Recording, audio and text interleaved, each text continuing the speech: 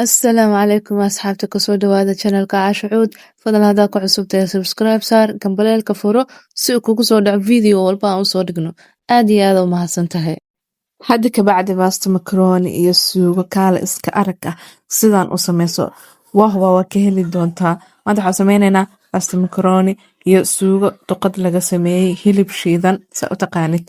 haddaba ilaa arka sida u sameeyay bilow ilaa iyo dhammaad